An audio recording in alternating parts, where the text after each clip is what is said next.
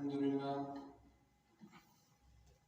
لله رب العالمين، الصلاة والسلام على سيد الأنبياء والمرسلين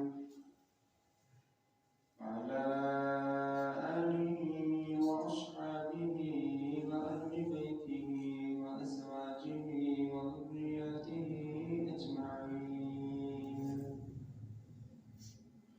أما بعد، فأعوذ بالله من الشيطان الرجيم.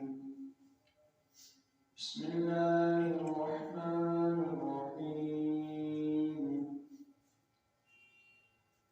من عمل صالحا من ذكر أو أنثى وهو مؤمن فلنحيينه حياة طيبة ولنجزينهم أجرهم بأحسن ما كانوا يعملون. صدق الله مولانا العظيم، وبلغنا رسوله النبي الكريم الأمين. إن الله وملائكته يصلون على النبي، يا أيها الذين آمنوا صلوا عليه وسلموا تسليما. الصلاة والسلام عليك يا سيدي يا رسول الله، وعلى آلك وأصحابك يا سيدي يا حبيب الله. الصلاة والسلام عليك يا سيدي يا نبي الله، وعلى آلك وأصحابك يا سيدي يا نور الله. يا صاحب الجمال ويا سيد البشر، من وجهك المنير لقد نبر القمر، لا يمكن الثناء كما كان حقه. بعد الهدى فجربت غسل مختصر. اللہ تعالیٰ کی حمد و ثنا حضور تاجدار مدینہ سرور قلب و سینہ امام الانبیاء سید المرسلین خاتم النبیین شفیع المذنبین شب اسراء کے دلہا جناب سیدنا احمد مجتبی حضرت محمد مصطفیٰ علیہ تحیت و ثنا کی بارگاہ عالیہ میں ہدیہ درود و سلام عرض کرنے کے بعد، لائق عزت احترام سامعین نظر احتشام آپ کے سامنے قرآن مجید قرآن رشید کا کچھ فیصد تلاوت کرنے کا شرف حاصل ہوا۔ بارگاہ رب العزت میں دعا ہے اللہ تعالیٰ میری زبان پر حق جاری فرمائے، مجھے آپ سب کو سن سنا کر عمل کرانے کا جذبہ عطا فرمائے۔ آج کے اس مختصر دورانی میں جس عنوان پر گفتگو ہوگی وہ ہے اسلام میں عورت کے حقوق۔ اللہ تعالیٰ ہمیں ان حقوق کو جان کر پہچان کر سمجھ کر پورا کرنے کی توفیق عطا فرمائے۔ معزز سامعین کرام، انسانی معاشرے کی دو بنیادی اکائیوں میں سے ایک عورت ہے۔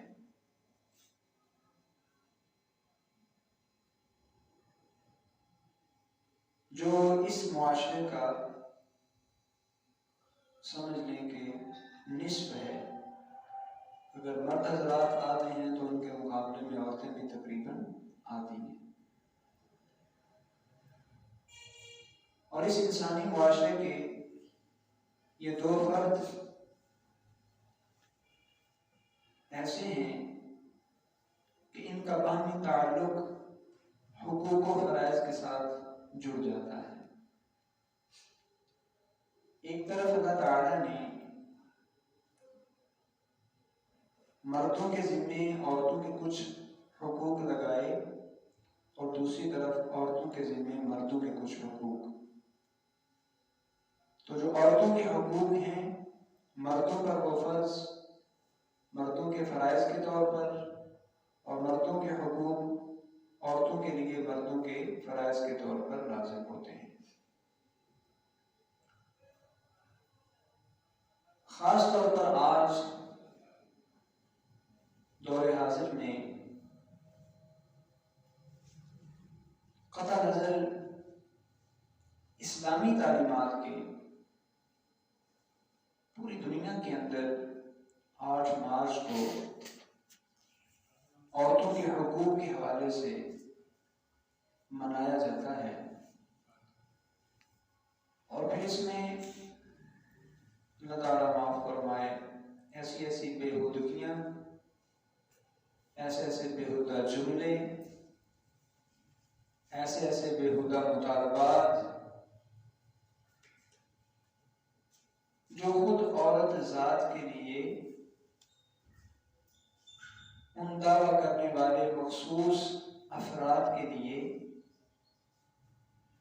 اور ان کے پیچھے موجود پوشیدہ قوتوں کے لیے خوشنما تو ہو سکتے ہیں، لیکن اسی انسانی معاشرے کے تربیت یافتہ افراد،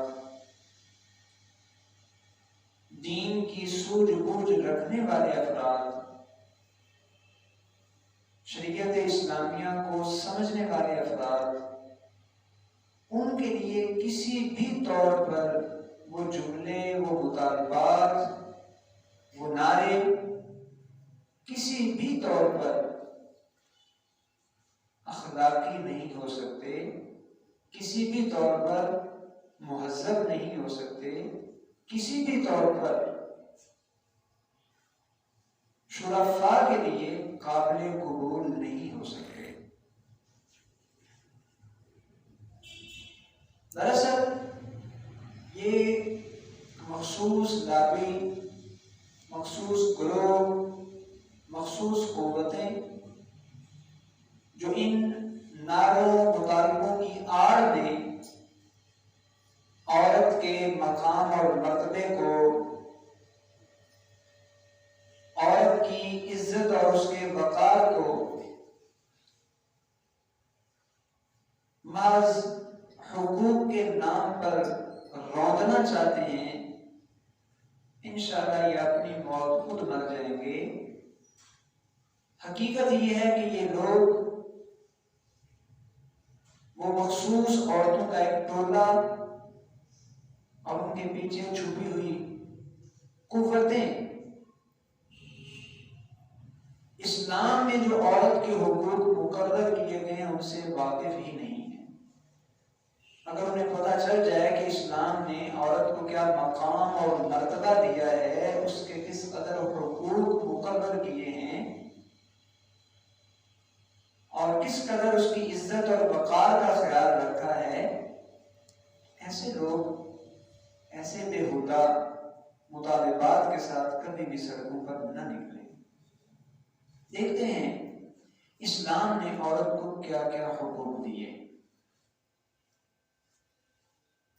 بنیادی طور پر اس معاشرے کا جزو لازم اور جزء کار آمد بننے کے لیے انسان کو زندگی کی ضرورت ہے۔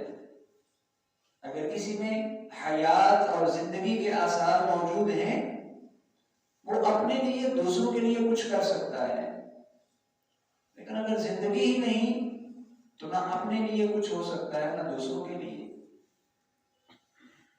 اگر دیکھا جائے تو دین اسلام نے سب سے پہلے عورتوں کو حق حیات دیا، زندگی کا حق دیا، زندہ رہنے کا حق دیا۔ اسلام سے پہلے جو معاشرہ اہل عرب کا موجود تھا، وہ معاشرہ تو ایسا معاشرہ تھا کہ جہاں عورت کو انسان اپنے لیے آگ سمجھتا تھا،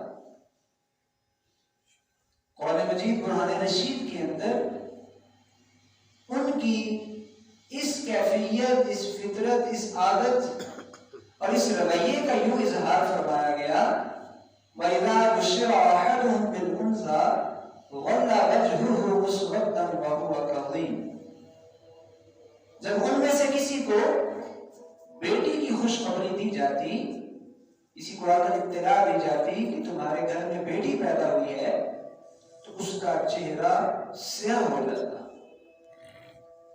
اور وہ غصے سے بھر جاتا تھا، اندر ہی اندر گویا وہ ختم ہو رہا ہے۔ يَتَوَارَى مِنَ الْقَوْمِ مِنْ سُوءِ مَا بُشِّرَ بِهِ، اب جو اسے خبر سنائی گئی اسے سن کر، اسے برا سمجھ کر وہ لوگوں سے چھپتا پھرتا تھا۔ لوگ کیا کہیں گے، میرے ہاں بیٹی پیدا ہوئی، مجھے بیٹی کے بارے میں بتایا جائے گا، میرے گھر میں بیٹی کی پرورش ہوگی، میں بیٹی کا باپ بن گیا، میرے گھر میں بچی پیدا ہوئی۔ تو اس چیز کی آڑ سے وہ انسان چھپتا پھرتا تھا، اور پھر ہوتا کیا، اسی معاشرے کا یہ دستور، بڑی بڑی سرداری والے، بڑے بڑے مناصب والے، بڑے بڑے مقام اور رتبے والے، بڑے بڑے دولت مند حضرات کیا کرتے تھے، اپنی ہی بیٹیوں کو زندہ درگور کر دیتے تھے۔ قرآن میں فرمایا وَإِذَا الْمَوْءُودَةُ سُئِلَتْ بِأَيِّ ذَنبٍ قُتِلَتْ، جب زندہ درگور کی گئی بیٹی سے قیامت والے دن سوال کیا جائے گا، ذرا بتا تو صحیح تمہارا قصور کیا تھا، تمہیں کیوں قتل کیا گیا؟ محض بیٹی ہونا قصور تھا، عورت ہونا قصور تھا؟ ایسے درندہ صرف لوگ، ایسے مزاج کے مالک لوگ جو بیٹی کی خبر سن کر اپنے لیے اسے باعث ننگوار سمجھتے تھے، اسے زندہ درگور کر دیا کرتے تھے، اس سے زندگی کا حق چھین لیتے تھے، اسلام نے آ کر اسی بیٹی کو زندگی کا حق عطا فرمایا، اسی عورت کو زندہ رہنے کا حق عطا فرمایا۔ اور کس انداز میں فرمایا گیا کہ جس عورت کے ہاں پہلی بیٹی ہو وہ ببرکت ہوتی ہے، جس مرد کی اولاد پہلی بیٹی ہو اللہ تعالیٰ کی خاص مدد اس کے شامل حال ہو جاتی ہے۔ جو مرد ایک بیٹی کی پرورش کرے، اچھے طریقے سے اس کی تربیت کرے اور اسے رخصت کرے، فرمایا قیامت والے دن وہی بیٹی اس کی اور جہنم کے درمیان آڑ بن جائے گی۔ تو دین اسلام نے یہ حقوق بیان کر کے اس عورت کی زندگی کے حق کو اس کے لیے محفوظ فرما دیا۔ زندگی ہے تو سب کچھ ہے، نہیں تو کچھ بھی نہیں۔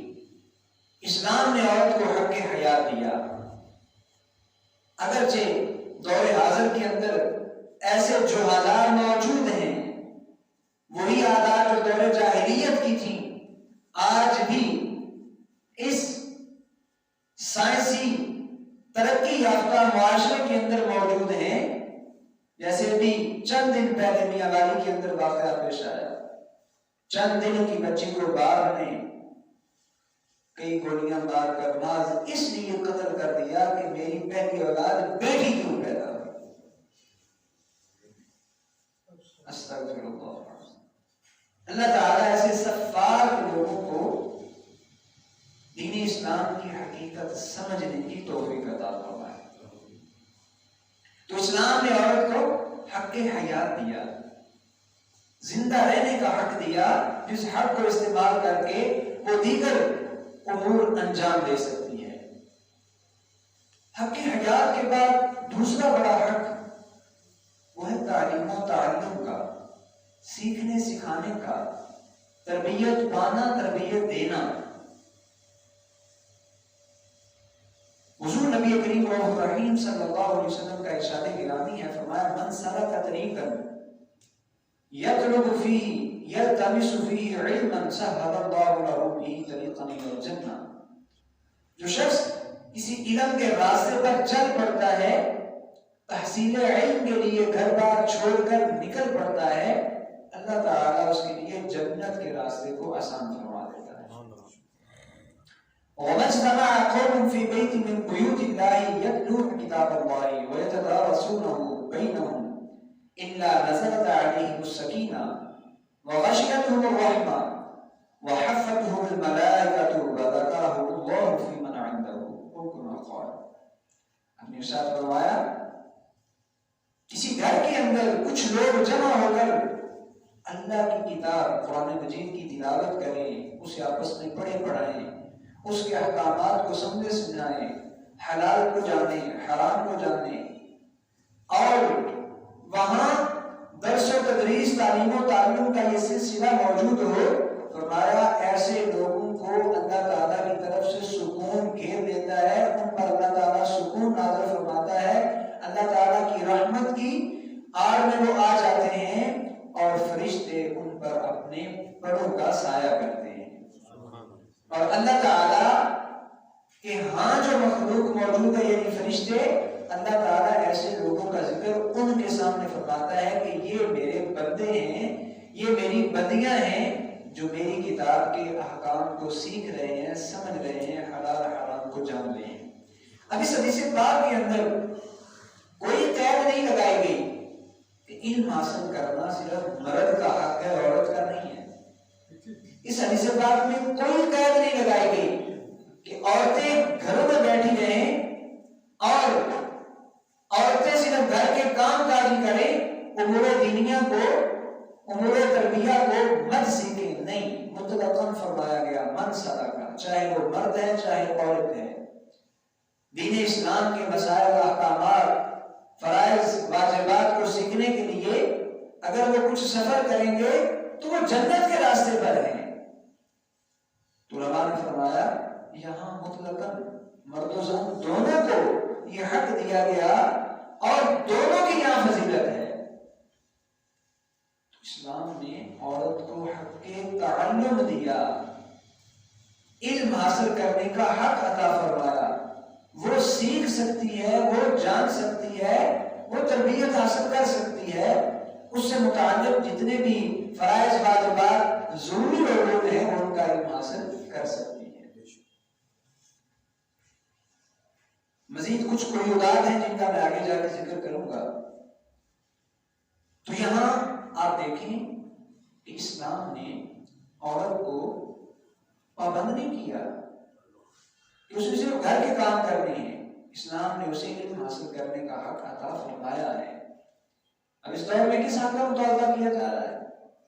عورتیں کیا سمجھتی ہیں جو پلے کارڈ اٹھا کر سڑکوں پر پتہ نہیں کس کس انداز اور کس کس حالت میں آ کر مطالبے کر رہی ہیں۔ اسلام جو حق حیات دے رہا ہے، حق تعلم دے رہا ہے، وہ اور ایسے کئی حقوق ہیں، وہ عورتیں جو وہی پلے کارڈ اٹھا کر سڑکوں پر چلی پھر رہی ہوتی ہیں، ان کو ان حقوق کا اگر ادراک ہو جائے تو وہ کبھی بھی اس انداز میں سڑکوں پر اپنے آپ کو نمائش کا ذریعہ مت بنائیں۔ تیسرا حق وہ ہے کام کرنے کا، کمائی کرنے کا حق۔ جس طرح مردوں کو تجارت کرنے کا حق حاصل ہے، مرد اپنے لیے امور معیشت کو انجام دے سکتے ہیں، شریعت اسلامیہ نے عورت کو بھی حق دیا ہے کہ عورت اپنے مال کے ذریعے تجارت کر سکتی ہے، عورت کسب معاش اور کسب حلال کو اپنا سکتی ہے، عورت کو شریعت یہ حق دیتی ہے۔ لیکن یاد رہے میں نے جو دوسری بات کی، حق تعلم یعنی علم حاصل کرنے کا حق، اور یہ حق کسب معاش، کچھ کمانے کا حق، اس میں قیودات ہیں۔ ان قیودات کو مد نظر رکھ کر ہی عورت یہ کام کر سکتی ہے۔ وہ یہ ہے کہ عورت اگر علم حاصل کرتی ہے یا کمائی کرتی ہے تو اس میں کسی ایسے کام کا ارتکاب نہیں کر سکتی جو شرعاً ممنوع ہے۔ شریعت نے جس چیز سے منع کیا ہے امر ممنوع کا ارتکاب کر کے نہ تو وہ علم حاصل کر سکتی ہے نہ وہ کمائی کر سکتی ہے۔ دوسری چیز، اسی کمائی کے اندر یا علم حاصل کرنے کے اندر وہ اجنبی مردوں کے ساتھ تنہائی اختیار نہیں کر سکتی۔ شریعت نے اس چیز کی اسے اجازت نہیں دی۔ علم حاصل کرے لیکن اجنبیوں کے ساتھ تنہائی اختیار کرنا اس کی اجازت نہیں۔ کاروبار کرے لیکن اجنبیوں کے ساتھ تنہائی اختیار کرنا شریعت اسے اس چیز کی اجازت نہیں دیتی۔ حدیث پاک کا مفہوم ہے، فرمایا گیا دو جگہ ایک اجنبی مرد اور عورت اکٹھے ہو جائیں تو ان کے درمیان تیسرا شیطان ہوتا ہے، پھر انہیں وہ بہکا کر ہی دم لیتا ہے۔ لہذا اس چیز کی اجازت نہیں ہے۔ اور تیسرا یہ ہے کہ جب عورت علم حاصل کرنے کے لیے نکلے یا اپنے اور اپنے بچوں کا، اپنے اہل خانہ کی ضروریات پورا کرنے کے لیے وہ کسب معاش کے لیے نکلے تو جو شرعی لباس ہے اس کی رعایت کرنا اس پر لازم ہے۔ غیر شرعی لباس کو اختیار کرنا، اجنبی مردوں کے ساتھ تنہائی اختیار کرنا، کسی امر شرعی جو شرعاً ممنوع ہے اس کا ارتکاب کرنا، اس کی شریعت اسے اجازت نہیں دیتی۔ اسلام مردوں پہ پابندیاں ہیں، مخصوص عورتوں پہ بھی پابندیاں ہیں۔ اب اس سے کوئی عورت یہ سمجھ لے کہ ہماری حق تلفی ہو رہی ہے تو یہ اس کی خام خیالی ہوگی، اس کی بے وقوفی ہوگی، اس کی نادانی اور ناسمجھی ہوگی۔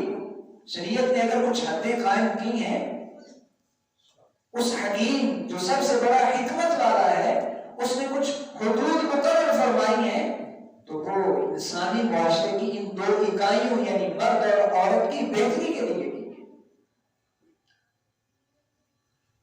تو شریعت اسلامیہ عورت کو حق حیات دیتی ہے، شریعت اسلامیہ عورت کو حق علم، تعلم اور تعلیم دیتی ہے، شریعت اسلامیہ عورت کو حق عمل و کسب دیتی ہے، اور شریعت اسلامیہ عورت کو حقوق مالیہ بھی عطا فرماتی ہے، ایسے حقوق جن کا تعلق مال کے ساتھ ہے۔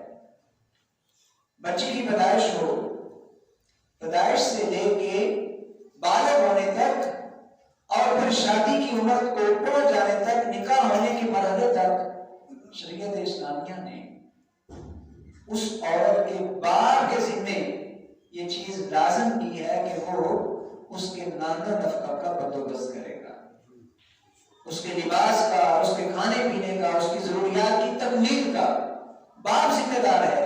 شریعت نے اسے یہ نہیں کہا کہ وہ گھر سے جائے باہر اور خود جا کر کمائے اور خود کھائے، نہیں، باپ کے لیے ذمہ لگایا گیا کہ بیٹی جب تک شادی نہیں ہوتی اس نے کیا کرنا ہے، اس کی تمام ضروریات کی کفالت باپ نے کرنی ہے، باپ نہیں ہے تو بھائی کرے، وہ بھی نہیں ہے دادا، یعنی گھر کے اندر جو بھی مرد موجود ہو اس کے ذمہ لگایا گیا ہے۔ اور اگر مرد کوئی نہ ہو، عورت بیوہ ہو جائے تو شریعت اسلامیہ نے اس کو پھر بھی تنہا نہیں چھوڑا، فرمایا گیا کہ ایسی عورت کے تمام حقوق بیت المال کے ذمہ ہیں، ایسے ہی اسے لوگوں کے سامنے ہاتھ پھیلانے کے لیے نہیں چھوڑا جائے گا۔ وہ لوگوں کے سامنے جا کر اپنی عزت کا سودا کرے یا لوگوں کے سامنے جا کر دستے سوال دراز کرے یا لوگوں کے سامنے جا کر خود کو ذلت پر پیش کرے، اسلام نے اسے اس چیز کی اجازت نہیں دی۔ باپ، دادا، بھائی، جو بھی گھر میں فرد موجود ہے پہلے وہ، اور اگر وہ نہیں تو پھر شریعت اسلامیہ نے بیت المال کے ذمہ اس کے حقوق کو پورا کرنا لازم کیا ہے، یہ اس کا مالی حق ہے۔ اور اگر عورت شادی شدہ ہو، اس کی شادی ہو جائے تو شریعت نے اس کو یہ حق دیا ہے کہ اس کا جو شوہر ہے وہ اس کے رزق کی، نان و نفقہ کی بھی کفالت اپنے ذمہ لے گا، اس کی رہائش کی اور اس کی دیگر تمام ضروریات کو پورا کرے گا۔ قرآن مجید میں فرمایا گیا وَعَلَى الْمَوْلُودِ لَهُ رِزْقُهُنَّ وَكِسْوَتُهُنَّ بِالْمَعْرُوفِ، عورتوں کے حقوق ان کے شوہر کے ذمہ ہیں، وہ ان کے رزق کے ذمہ دار ہیں، ان کے لباس کے ذمہ دار ہیں، اور دستور کے مطابق معاشرے کے اندر جو کچھ چل رہا ہے اس کے مطابق ذمہ دار ہیں۔ اسلام نے عورت کو حق حیات دیا ہے، اسلام نے عورت کو حق تعلیم دیا ہے، اسلام نے عورت کو حق عمل و کسب دیا ہے، اسلام نے عورت کو مالی حقوق دیے ہیں، اور اس کے ساتھ ساتھ اسلام نے مالی حقوق کے اندر ہی عورت کو یہ حق بھی دیا کہ جب اس کا کسی مرد کے ساتھ نکاح ہونے لگے تو وہ مرد مالی حقوق میں سے حق مال اسے ادا کر کے پھر ہی اس کے قریب جا سکتا ہے. ارشاد باری تعالیٰ ہے وَآتُوا النِّسَاءَ صَدُقَاتِهِنَّ نِحْلًا، عورتوں کو ان کے حق مال خوش دلی سے ادا کرو، انہیں خوش دلی سے ادا کرو. معاف کروانا یا پھر دبا لینا یا ادا نہ کرنا یا ڈال مٹول کرنا یہ پسندیدہ عمل نہیں ہے. یہاں باقاعدہ امر کے سیدھے کے ساتھ حکم دیا جا رہا ہے آتوا النساء صدقاتهن نحلا، خوش دلی سے ان کے حق مال انہیں ادا کرو. تو یہ عورتوں کا مالی حق ہے. میں نے اس پر پہلے بھی بات کی، دور حاضر کے اندر جس چیز کو پروموٹ کرنے کی ضرورت ہے، جس چیز کو رائج کرنے کی ضرورت ہے وہ حق مال کی زیادتی، اور جس چیز سے گریز کرنے کی ضرورت ہے وہ ہے بچی کی جانب سے، اس کے ماں باپ کی جانب سے اس کو جہیز کا دیا جانا اور لڑکے والوں کی جانب سے جہیز کا مطالبہ ہونا. اس چیز کو ختم کیا جائے. میں نے، آپ نے، ہم میں سے کسی نے پہلا قدم اٹھانا ہے. اور بالخصوص نوجوان جو بھی شادی شدہ نہیں ہیں وہ خود ان چیزوں کا بندوبست کریں اور اپنے لیے ان ساری چیزوں کا اہتمام خود کریں کہ وہ لڑکی والوں سے صرف ایک چیز کہ ایک تربیت یافتہ بیٹی مل جائے بس، باقی اور کسی چیز کا نہ مطالبہ ہو اور نہ ڈیمانڈ ہو اور نہ والدین پر اس چیز کا بوجھ ڈالا جائے. اور پھر مرد کیا کرے؟ عورت کو حق مار دے اور وہ بھی اتنا کہ اچھا خاصا ہونا چاہیے. حضور نبی کریم صلی اللہ علیہ وسلم کی تمام ازواج مطہرات کا حق مار 500 درہم سے زیادہ تھا. 500 درہم، اور بعض کا تو 500 دینار یہ بھی آیا ہے. اور 500 درہم اگر دیکھا جائے دور حاضر کے اعتبار سے تو یہ آپ سمجھ لیں تقریباً 130 کے قریب چاندی کے توڑے بن جاتے ہیں. 130 توڑے چاندی بنتی ہے. اگر 500 درہم اس دور کے حساب سے ہم اس کو چاندی میں کنورٹ کر کے موجودہ پیمانے کو دیکھیں تو اتنی چاندی حق مال کے طور پر ادا کی جاتی تھی. اور صحابہ کرام علیہ رضوان کو بھی دیکھیں، کئی لاکھ جو دور حاضر کے روپے ہیں ان کی صورت میں حق مال اگر اس دور کا دیکھا جائے کنورٹ کیا جائے تو وہ اتنا بنتا ہے. اور یہاں کیا ہوتا ہے چند ہزار روپے اسے حق مال رکھا جاتا ہے اور وہ بھی بعد میں بیٹی کا باپ خود کہہ دیتا ہے کہ ہم نے معاف کیا. وہ اسے لینا بھی اپنے لیے یاد سمجھتے ہیں، حالانکہ وہ بیٹی کا حق ہے اور وہ باپ اسے معاف کرنے کا اختیار ہی نہیں رکھتا. اور یا پھر لڑکے والوں کی جانب سے اتنا حق مال نہیں، ہم نہیں دے سکتے. تو جس چیز کو ترویج اور جس چیز کو رائج کرنے کی ضرورت ہے وہ حق مال کی کثرت، اور بچی کے باپ کو یہ ہے کہ انہیں آسانی دی جائے جہیز وغیرہ کا مطالبہ اور اس چیز کو نہ لیا جائے. پھر اسلام نے عورت کو حق میراث دیا، حق وراثت دیا. ارشاد باری تعالیٰ ہے للرجال نصیب مما ترک الوالدان والاقربون وللنساء نصیب مما ترک الوالدان والاقربون مما قل منه او كثر نصیبا مفروضا. والدین یا قریبی رشتہ دار فوت ہو جائیں تو مردوں کے لیے اسلام نے ایک مقرر حصے کو لازم کیا ہے. جس طرح مردوں کے لیے فرمایا وَلِلنِّسَاءِ نَصِيبٌ مِّمَّا تَرَكَ الْوَالِدَانِ وَالْأَقْرَبُونَ، والدین یا قریبی رشتہ دار فوت ہو جائیں تو عورتوں کو بھی حق وراثت دیا گیا ہے. بیٹی کی صورت میں ہو، بہن کی صورت میں ہو، زوجہ کی صورت میں ہو، ماں کی صورت میں ہو، پوتی کی صورت میں، شریعت اسلامیہ نے عورت کو حق میراث عطا فرمایا ہے. اب دیکھیں عورت کے ذمے کچھ نہیں لگایا، کما کے لانا اس کے ذمے نہیں ہے، پیسے اکٹھے کرنا اس کی ذمہ داری نہیں ہے. جب تک وہ نکاح کے اندر نہیں جاتی تب تک باپ کے ذمے ہے کہ وہ اس کے نام و نفقوں کا رہائش کا بندوبست کرے، اس کی ضروریات کو پورا کرے. اور جب نکاح ہو جاتا ہے تو پھر خاوند کے ذمے ہے، کما کے لانا اس کی ذمہ داری نہیں. لیکن دیکھیں اسلام کا حسن دیکھیں، وہ عورتیں جن کو اس چیز کا اندازہ اور ادراک ہی نہیں ہے کہ اسلام نے ہمیں کیا کیا حق دیے ہوئے ہیں، اور بے حدگی کا مظاہرہ کرتے ہوئے پلے کارڈ اٹھا کے عورت مارچ کی صورت میں سڑکوں پر پھرتی ہیں عجیب و غریب لباس کے اندر اور عجیب و غریب نعروں کے ساتھ. انہیں یہ سمجھ سے لینا چاہیے کہ شریعت اسلامیہ نے ہمیں حق کیا کیا عطا فرمایا ہے. شریعت اسلامیہ نے ہماری زندگی کی حفاظت کی ضمانت دی ہے. شریعت اسلامیہ نے ہمیں حق تعلیم عطا فرمایا ہے. شریعت اسلامیہ نے حق عمل و کسب عطا فرمایا ہے. اور شریعت اسلامیہ نے ہمیں اتنے حقوق مالیہ عطا فرمائے ہیں کہ ہمیں باہر جانے کی ضرورت ہی نہیں. گھر کے اندر ہماری ضروریات بھی پوری ہوں گی اور مخصوص صورتوں کے اندر ہمیں مالی حق بھی دیا جائے گا. تو وراثت کے اندر بیٹیوں کا حق قرآن نے بیان فرمایا. اگر ایک بیٹی ہو تو اسے وراثت میں سے آدھا حصہ ملے گا. اگر 2 بیٹیاں ہوں تو انہیں وراثت میں سے وراثت کے کوئی 3 حصے کر کے 2 حصے بیٹیوں کا دیا جائے. اور اگر ساتھ بیٹا بھی ہو تو ایک بیٹے کا حصہ 2 بیٹیوں کے برابر ہوگا. ذکر مثل حظ الانثیین. صرف بیٹیاں ہوں ایک کی صورت میں آدھی وراثت ساری بیٹی کو جائے گی. اب وہ بیٹی جس نے کچھ کیے ہی نہیں، کمائے نہیں، اسلام نے ذمہ داری لگائی نہیں، اس کو شریعت نے کتنا بڑا حق دیا. آدھی وراثت اس کی طرف جا رہی ہے. اگر وراثا کے اندر بہن ہے، ایک بہن موجود ہے، شریعت نے اسے بھی یہی حق دیا ہے. آدھی وراثت بہن کو دے دی جائے.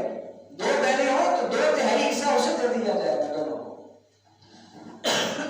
لیکن اگر ساتھ بھائی آ جاتا ہے پھر حکم بدل جاتا ہے.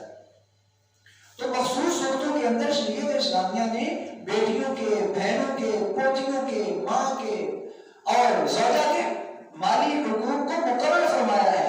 زوجہ اگر ہے، مرنے والے شوہر کی اولاد نہیں ہے، زوجہ کو حق دیا گیا ہے کہ اس نے جو وراثت چھوڑی، مال چھوڑا، اس کا 4تھا حصہ زوجہ کو دیا جائے گا.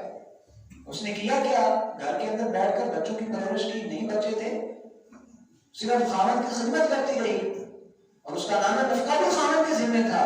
لیکن شریعت اسے پھر یہ حق دے رہی ہے جو کچھ اس نے چھوڑا، لاکھ چھوڑا، کروڑ چھوڑا، 1000 چھوڑے، 4تھا حصہ اسے دے دیا جائے گا. اور اگر ماں کی صورت میں عورت موجود ہو تو شریعت نے اسے حق دیا ہے. ایک بیٹا ہے، 2 ہیں، 4 ہیں، 10 ہیں، ایک فوت ہوتا ہے 6ٹھا حصہ ماں کو ملے گا، دوسرا ہوتا ہے پھر 6ٹھا ملے گا، تیسرا ہوتا ہے پھر 6ٹھا حصہ ملے گا. اگر اس کی اولاد نہ ہو تو پھر ماں کو تیسرا حصہ ملے گا. 2 بہن بھائی بھی نہیں ہیں. تو دیکھیں، اندازہ کریں کہ شریعت اسلامیہ کا حسن یہ ہے کہ انسان کے جو بنیادی حقوق ہیں، انسان اسی چیز کا تو تقاضا کرتا ہے. زندگی کا حق، اسے زندگی کی ضمانت دے دی جائے، پھر اسے پڑھنے لکھنے کی ضمانت دی جائے، پھر اسے کام کاج کرنے کی ضمانت دی جائے، پھر اس کے جو مالی حقوق ہیں وہ محفوظ ہو جائیں. یہ سب کچھ تو اسلام عورت کو دے رہا ہے. اب کون سا وہ نیا حق ہے جس کے مطالبے کے لیے عورتیں مخصوص جملوں کے ساتھ، بےہودہ جملوں کے ساتھ، پھر وہ بھی اسلامی حکومت کے اندر، اسلامی ملک کے اندر، اسلامی معاشرے کے اندر اس انداز میں پھریں اور انہیں پھر پروٹیکٹ بھی کیا جائے، سپورٹ بھی دی جائے، اور پھر کچھ لبرل لوگ ان کے ان نعروں کی نہ صرف حمایت کریں بلکہ وہ بھی اسی ہجوم کے اندر شامل ہو جائیں. کس قدر اخلاق یافتہ اور انسانی شعور دین اسلام کی سوجھ بوجھ سے ناواقفیت کی بنیاد پر گری ہوئی حرکت ہوگی. وہ اسلام جس نے عورت کو عزت دی، جس نے عورت کو وقار دیا، جس نے عورت کو عظمت دی، جس نے عورت کو بلندی دی، اور جس نے عورت کے نہ صرف زندگی کے، تعلیم کے، مال کے، عمل و کسب کے حقوق کو محفوظ کیا، اس کے ساتھ ساتھ عورت کی عزت کی بھی حفاظت کی. آج وہی عورت اگر میرا جسم میری مرضی کے پلے کارڈ اٹھا کر سڑکوں پر آتی ہے تو یہ اس والد کے لیے کس قدر شرمندگی کا باعث ہوگی کہ جس کی بیٹی نے یہ پلے کارڈ اٹھا رکھا ہو.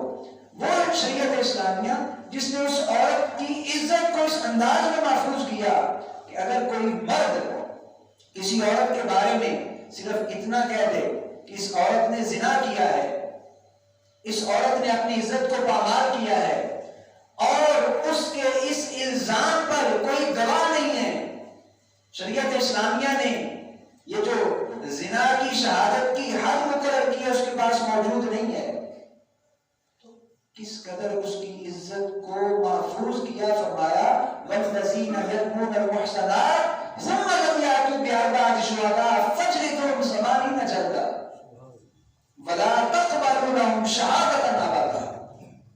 فرمایا یہ کیا کہ اگر کوئی بندہ ایسی حرکت کا ارتکاب کرتا ہے، کسی پاک دامن عورت پر یہ تہمت لگا دیتا ہے، پھر شریعت اسلامیہ کے نصاب کو پورا نہیں کرتا، 4 گواہ پیش نہیں کرتا، فرمایا ایسے بندے کو سرے عام 80 جوتے مارے جائیں، 80 کوڑے لگائے جائیں، اور آئندہ کبھی بھی اس کی گواہی کو قابل قبول نہیں سمجھا جائے گا.